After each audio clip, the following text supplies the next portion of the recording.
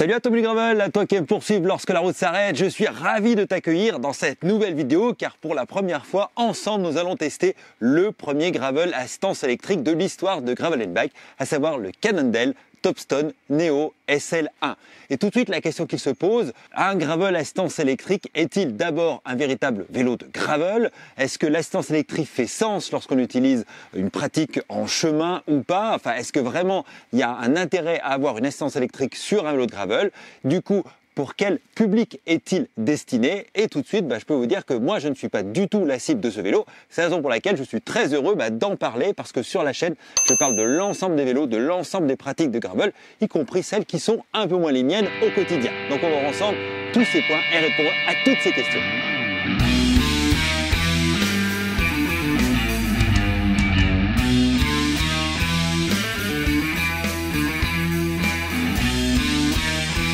Tout d'abord, la marque Cannondale est une marque qui est apparue en 83 et qui s'est tout de suite distinguée par deux choses. Premièrement, un véritable savoir-faire sur l'aluminium et ce sont les premiers dans les années 80 qui ont commencé à faire des tubes oversize, donc des tubes de grande dimension et à souder en fait au TIG qui était une pratique assez exceptionnelle en termes de soudure parce qu'en 83, c'est d'abord l'acier qui dominait. Donc ils ont acquis un véritable savoir-faire sur l'aluminium et les vélos, notamment toute la gamme CAD en route qui existe encore aujourd'hui, reste probablement une des meilleures gammes de vélos en aluminium. Et celui-ci n'échappe pas à la règle puisque c'est un vélo dont le cadre est en aluminium. Je rappelle également que Cannondale était un des pionniers dans le gravel car bien avant que ça s'appelle le gravel, ils avaient sorti un modèle qui est devenu maintenant presque une icône, le Slate, qui était un des tout premiers vélos de gravel alors que ça ne s'appelait pas le gravel, qui avait une fourche suspendue, monobraque, et puis vous aviez des roues de 650B, donc vraiment un vélo très précurseur qui à l'époque n'avait pas rencontré son public, mais aujourd'hui finalement il a son descendant sur la version carbone avec la fourche lefty. Alors ce qui saute tout de suite aux yeux sur ce gravel essence électrique, c'est que d'abord, et moi c'est ce que j'ai apprécié, c'est qu'il ressemble d'abord à un vélo de gravel plus qu'un vélo essence électrique. Parce qu'effectivement, le moteur n'est pas situé dans le boîtier de pédalier, comme sur beaucoup de vélos électriques, mais dans le moyeu arrière et la batterie est ici dans le tube diagonal. Donc déjà esthétiquement c'est plutôt une réussite. Alors il faut savoir que c'est une petite assistance électrique puisque le moteur arrière délivre 40 Nm de couple associé à une batterie de 250 watts qui est située comme je disais dans le tube diagonal. Et donc on peut dire déjà que l'ensemble est parfaitement bien intégré. Ce gravel assistance électrique accuse un poids relativement contenu pour un vélo assistance électrique puisqu'on est à 13,5 kg, sachant que l'assistance électrique réglementation française, alors dites-moi ceux qui écoutent d'autres pays quelle est la réglementation chez vous, car en France, maximum l'assistance électrique c'est 25 km/h et au-delà de 25 km/h, hors débridage, mais officiellement c'est 25 km/h et donc l'assistance se coupe à 25 km/h et quand elle se coupe, eh bien vous avez un vélo qui reste d'un poids contenu, on va dire 13,5 kg, enfin c'est pas léger pour un vélo, mais du coup ça peut encore s'emmener. Effectivement, quand vous avez une enclume de 20-25 kg et que vous n'avez plus d'essence électrique, là ça devient une autre paire de manches. Donc il est équipé par l'excellent groupe Shimano GRX 600, un des meilleurs groupes de mon point de vue actuellement pour le gravel en termes de rapport qualité-prix, un plateau de 40 à l'avant et une cassette 11 pignons 11,42, donc un étagement relativement parfait pour passer sur pratiquement tous les terrains. Et la bonne nouvelle, c'est que pour un vélo, je dis bien un vélo à assistance électrique, attention, il faut toujours pondérer les prix, on reste également dans un prix relativement accessible puisque en fonction des différents niveaux de modèles, sachant qu'il y en a plusieurs, on est autour de 3 500 €, alors ce qui n'est pas une petite somme, mais quand vous regardez le prix des vélos à essence électrique, pour un vélo de cette qualité, de cette marque, reste un prix relativement correct. Ce qui souligne tout de suite la qualité de ce cadre en aluminium, c'est la qualité des finitions, la qualité des soudures comme vous pouvez le voir effectivement à l'écran, avec une très belle qualité de peinture et qui supporte vraiment bien l'usage du temps. Il est équipé de roues maison en aluminium et de pneus Resolute WTB en 42 et on verra que c'est peut-être la limite que j'ai trouvée en termes de largeur pour un vélo à assistance électrique. Vous disposez de 3 modes d'assistance, léger, intermédiaire et fort, sachant que l'assistance se pilote entièrement à partir d'un seul bouton situé sur le top tube ici. Pour profiter pleinement de l'expérience, bien évidemment, il faut le coupler avec l'application Male, puisque le moteur originaire est un e-bike motion, mais maintenant c'est Male, je ne sais pas comment ça se prononce, si on prononce à l'allemande ou pas, qui en fait a récupéré ce moteur et l'application qui va avec. Mais vous pouvez également coupler avec les compteurs modernes que sont Wahoo, que sont Garmin, enfin les compteurs connectés. Donc pour le recharger très simplement, il se recharge sur le secteur grâce à l'adaptateur que vous venez connecter directement ici sur le câble. Donc je trouvais que l'adaptation est plutôt discrète et en 3-4 heures vous avez rechargé votre vélo. Je vous propose maintenant d'enclencher la seconde partie, comment ce gravel se comporte sur le terrain, à quel moment l'assistance est adaptée, à quel moment elle ne l'est pas. Je vous dirai ensuite les plus et les moins et enfin en conclusion pour qui est fait ce vélo. Allez, on part sur le terrain. Et ben voilà les amis, on se retrouve sur le terrain. Alors il faut savoir qu'avec ce vélo, eh bien vous êtes obligé de rouler avec l'assistance électrique. Enfin obligé, personne ne vous l'oblige, hein. Personne ne vous met un revolver sur la tempe pour rouler avec ça. Vous êtes obligé de la mettre à minima pour compenser le poids du vélo. Comme le moteur est dans le moyeu arrière, le problème c'est que il y a la répartition des masses est sur l'arrière du vélo si vous voulez. Et donc hop, j'arrête. Tenez, une petite cadole. Il y en a pas mal vers chez moi. On appelle ça enfin là c'est des anciennes cadoles. Avant c'était tout fermé, ça servait d'abri pour les bergers. Et puis ici en fait, là c'est toute la forêt, mais savoir qu'historiquement ici c'était des vignes au 19e siècle. Mais il y a eu la phylloxéra qui a détruit en fait toutes les vignes et en fait suite à la destruction des vignes en fait ils n'ont pas replanté et donc la forêt a repris ses droits. Voilà, c'était pour la petite visite du patrimoine. Bon, on reprend notre sortie. Donc comme je vous l'expliquais, obligé de rouler avec l'essence électrique et c'est quand même très aidant. Là je dois dire par exemple j'ai mis le niveau maximum pendant que je vous parle et je reconnais que ça passe crème quoi, partout là il y a des petites marches, je peux tenir la caméra, le guidon d'une main, alors que là ce serait difficile, je serais obligé d'être en mode poitrine si je voulais vous parler en même temps. Donc on a un gravel qui est quand même très agréable je trouve, des très belles finitions, je trouve que la qualité des soudures, la qualité de la peinture est vraiment très propre, très bien finie, la géométrie est plutôt bien pensée. Et puis ce qu'il y a de très agréable, c'est surtout l'application Male, donc ex e-bike motion, qui donne beaucoup d'informations. Comme vous voyez, par exemple, là je suis en train de rouler. Vous voyez comme ici, j'ai relié ma ceinture cardio de mon Garmin, et donc ça s'est connecté automatiquement. Donc ça vous donne quand même des informations intéressantes grâce à l'application. Vous avez ici par exemple, en haut, la vitesse à laquelle je roule par exemple. Vous avez la distance, alors il n'y a pas longtemps que je suis parti, hein, comme vous pouvez le constater. Vous avez l'état de la batterie, 88%. Je ne sais pas si vous voyez en bas à gauche, vous avez un petit 1 en vert. Ça veut dire que je suis sur le mode assistance 1. Je vais changer le mode d'assistance. Vous voyez, là, il y a un petit 2 qui s'affiche. Donc ça veut dire que je suis sur le mode 2. On est passé en rouge là aussi, donc il y a un code couleur qui est cohérent par rapport au cadre. Et là effectivement je suis en assistance 3. Vous voyez ce qu'il y a de bien avec cette application, c'est qu'on change vraiment facilement. Là vous avez vos données cardio, là vous avez effectivement d'autres données. Il y a plusieurs données en bas également qu'on peut paramétrer. Alors je ne vais pas tout paramétrer parce que c'est un gravel que j'ai en prêt. Si c'était le mien, j'aurais paramétré l'intégralité des fonctions. Oui, moi j'ai quand même rentré quelques éléments, mon nom, vous pouvez rentrer votre poids, votre taille, pas mal d'indices biométriques pour avoir des paramètres assez précis vous concernant et du coup profiter pleinement de l'expérience utilisateur de cette application. La question qui se pose souvent, c'est quelle est l'autonomie que j'ai avec un gravel assistance électrique? Eh bien en fait c'est assez difficile de déterminer un chiffre parce que ça va dépendre de multiples facteurs. Si vous roulez en assistance faible ou modérée ou forte, du dénivelé, de la température extérieure qui forcément consomme un peu plus de batterie, donc il y a beaucoup de paramètres. En assistance minimale, la plus longue sortie que j'ai fait avec l'assistance c'est 70 km, une journée plutôt ensoleillée. Vous voyez là je fais pas mal de changements de mode parce que je tourne la vidéo et je suis en dessous des 60% et ça fait qu'une heure que je suis parti et j'ai fait que 17 km. Mais bon, c'est un peu particulier parce que c'est la journée de tournage. La petite problématique qu'on note avec un vélo essence électrique, c'est le choix du braquet. Ça rajoute une complexité et j'ai mis vraiment plusieurs sorties avant de trouver le bon dosage. Parce que là, par exemple en montée, la question qui se pose, c'est est-ce que je mets un braquet plus dur avec une assistance forte Est-ce que j'ai une assistance plus légère avec un braquet plus facile? Et ça rajoute en fait, je trouve, un peu de complexité qu'on n'a pas avec un vélo normal. On met le braquet qui correspond à notre condition physique et à la pente. Et donc, voilà, il y a toujours un arbitrage à faire. Et c'est loin d'être si simple que ça. Le petit problème, je trouve tout de suite, c'est la jonction entre l'assistance et l'absence d'assistance. Par exemple, là, on est en montée, bon, ça monte sévère. Je m'arrête de pédaler.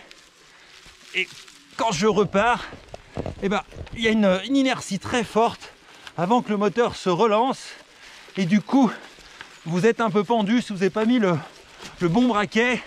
Et j'ai remarqué dans les montées fortes, quand on ralentit assez fortement parce que c'est un peu technique et qu'on repart derrière, suffit que vous ayez mis, comme j'ai tout à l'heure, un braquet un peu important avec une assistance au max, et ben en fait vous vous retrouvez obligé de mettre le pied à terre parce que il y a vraiment trop d'inertie. Ça c'est un peu dommage je trouve.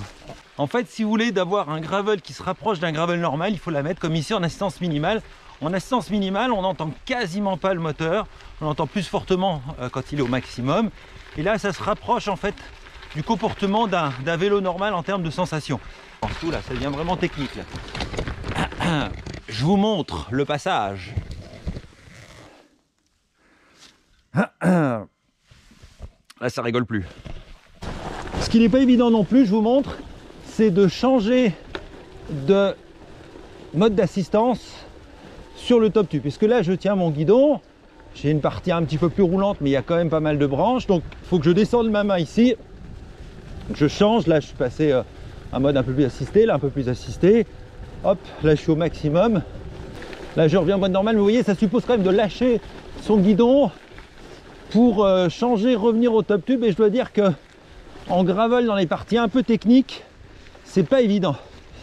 Malgré l'assistance, ça vous donne pas un vélo qui est joueur comme un gravel qui va faire 8, 9 jusqu'à 10 kg. Vous pouvez facilement arriver sur un passage technique. Si vous avez un petit peu de pratique, ben vous pouvez décoller la roue avant, décoller la roue arrière, sauter des petits obstacles, pouvoir jouer un peu avec la légèreté du vélo. Là, vous pouvez pas. À chaque fois, vous avez une grosse masse, alors même aidé par l'essence électrique. Donc, pour moi, c'est un gravel, je pense, pour du chemin roulant et pas du chemin cabossé. La preuve en est que quand on arrive dans des parties très techniques, eh ben, le poids du vélo, comme là, ouais, le poids du vélo fait que c'est pas un vélo qui se manipule facilement. Et là, vous voyez, hop, il y a des passages vraiment un peu plus galères. Là, on s'arrête, il y a l'assistance qui nous pousse. Faut porter le vélo, faut reprendre par-dessus. Voilà, donc c'est pas un gravel qui est fait pour des pratiques engagées. Alors le problème aussi de ce gravel, c'est la rigidité en descente. Là, ça rend peut-être pas trop la caméra, mais c'est assez cabossé. Et alors là, je trouve que dans les bras et dans les mains, dans les doigts, vous prenez tout quoi. Ça filtre que dalle. Il faudrait des pneus bien plus gros sur ce vélo pour mieux filtrer. Et peut-être même qu'une petite fourche suspendue avec un léger débattement de 20 ou 30 mm pourrait compenser la rigidité de ce vélo qui est très très rigide sur la douille de direction. Et je pense que ça c'est lié aussi à la batterie. Hein. Ça plie pas. Hein. C'est vraiment là, par exemple, là c'est très encaillouté. Je sens tout dans les bras. Il y a vraiment, ça filtre rien. Même si la fourche est en carbone. L'autre jour, j'ai fait une descente vraiment longue et pour le coup, caillou qui tape dedans, ça m'a rappelé l'époque où j'étais en frein sur jante sur un vélo de cyclocross. Et vous savez, vous arriviez en bas des descentes et vous aviez plus de doigts quoi, à force de serrer les badamalas. Hop, la même chose. Un vélo très rigide. Et là, dès que ça roule mieux, bah, tout de suite, c'est plus agréable.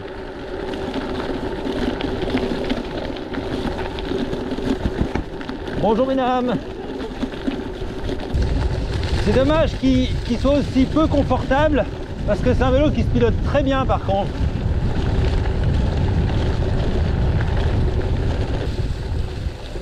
Et là, il tourne sans problème et il s'engage bien.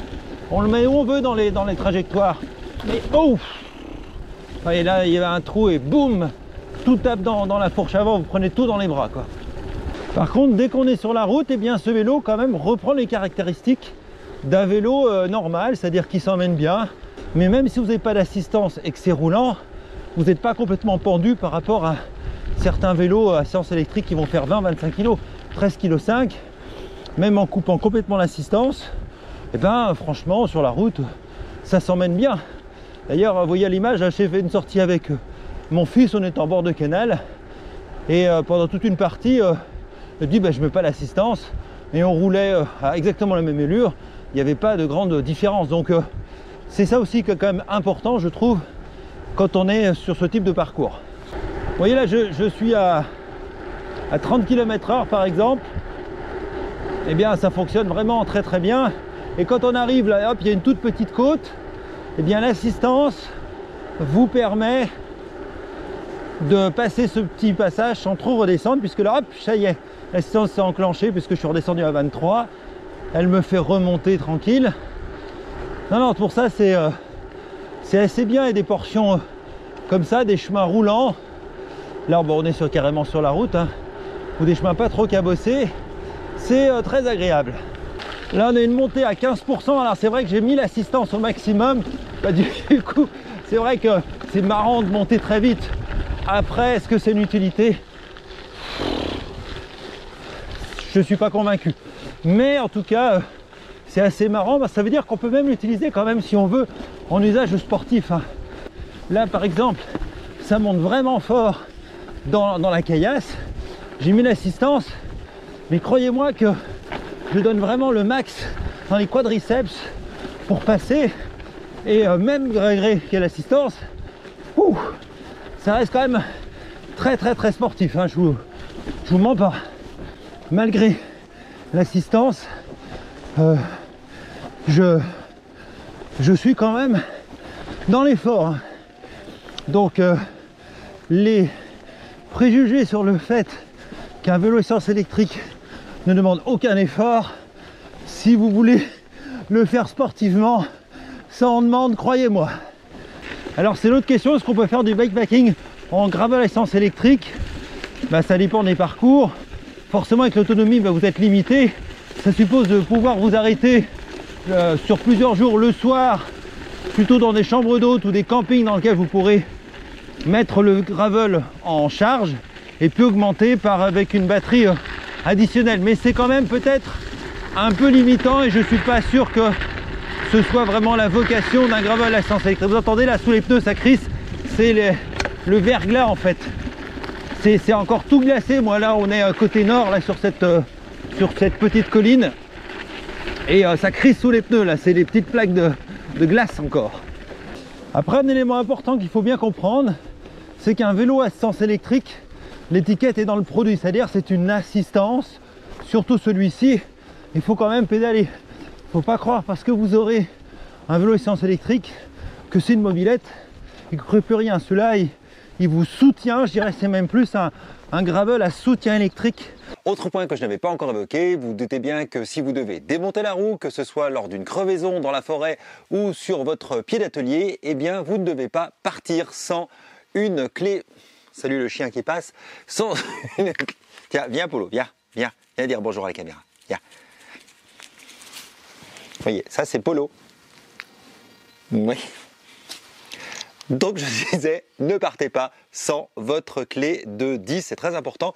Et vérifiez bien parce que tous les multitools n'ont pas forcément de clé de 10, souvent ils s'arrêtent à 8. Donc, il faut y penser.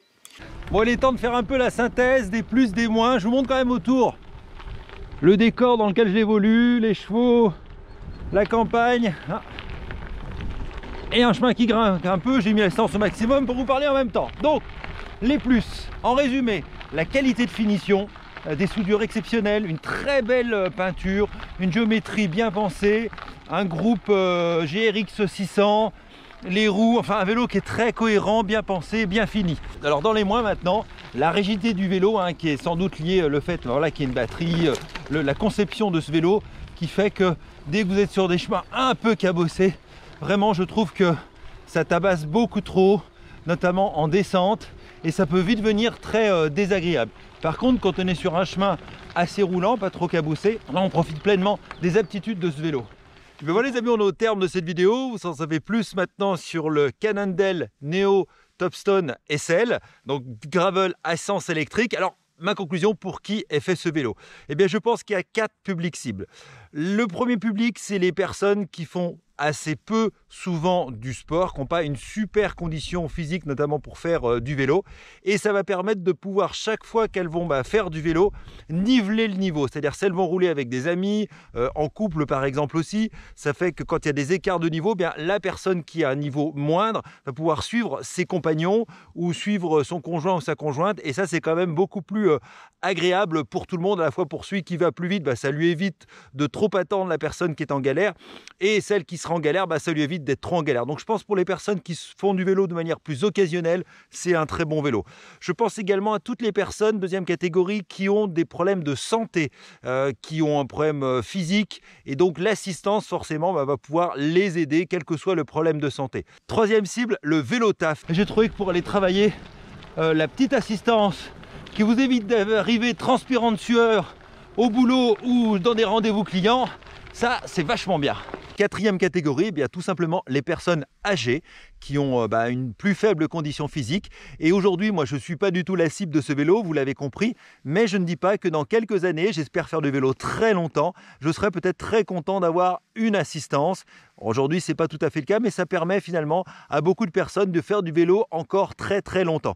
Et puis, je pourrais rajouter une cinquième catégorie. Parfois, ça me fait un peu de la peine. Quand je fais du bord de canal, je vois des personnes, des couples qui ont des vélos enduro, assistance électrique, des vélos qui font 25 kg pour faire du bord du canal ou de tout petits chemins. Ils seraient bien plus à l'aise avec un vélo qui fait 13,5 kg, qui serait bien plus adapté à ce type de pratique. Donc, mesdames, messieurs, n'achetez pas des VTT à assistance électrique pour faire du bord de canal. Privilégiez un gravel, ce sera plus léger, plus adapté et vous y prendrez plus de plaisir. D'ici là, dans les commentaires, dites-moi, celles et ceux qui roulent avec des vélos à assistance électrique de cette marque ou d'autres, qu'est-ce que vous en pensez? Les qualités et les limitations que vous leur trouvez. Pensez à vous abonner, pensez à lâcher un petit pouce bleu. Et puis on se dit à très bientôt. Je vous souhaite une excellente semaine. Roulez bien, profitez du soleil, j'espère qu'il y en a aussi chez vous. À très bientôt. Ciao, ciao.